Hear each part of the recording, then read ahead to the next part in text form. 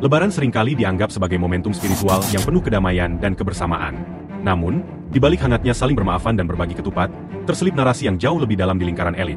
Diplomasi politik yang tersirat lewat gestur, kehadiran, hingga lokasi. Dalam konteks pasca Pilpres 2024, tradisi open house justru menjadi panggung simbolik yang tak kalah penting dari sidang resmi atau konferensi pers.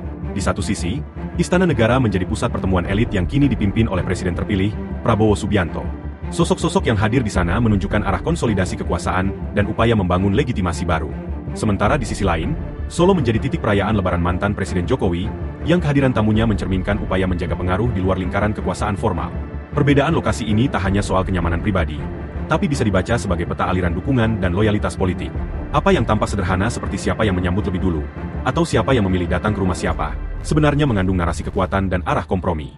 Ketika Prabowo mendekati tokoh-tokoh seperti SBY dan AHY, itu bukan sekadar silaturahmi, melainkan pernyataan bahwa penghormatan senioritas masih menjadi bagian dari kalkulasi politik. Begitu pula ketika Yusuf Kala hadir dalam formasi yang sama, terlihat bagaimana jaringan kekuasaan sedang dirajut kembali di tengah transisi besar negara. Menarik pula melihat manuver simbolik di luar spotlight utama. Didit Hedi Prasetyo, putra Prabowo hadir di acara Halal Bihalal Megawati. Bukan sekadar tamu biasa, kehadirannya membawa sinyal peredaan tensi antara dua poros lama yang selama bertahun-tahun saling berhadapan. Di tengah perubahan struktur politik nasional, sinyal-sinyal semacam ini bisa menjadi fondasi komunikasi baru antara kekuatan besar yang sebelumnya terpecah.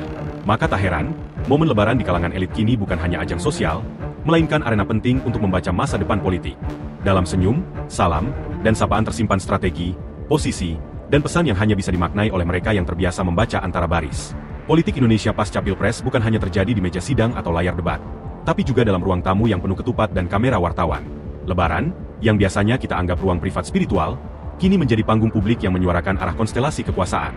Dan bagi para pengamat politik, gestur kecil bisa berarti satu langkah besar dalam pembentukan peta baru kekuasaan nasional.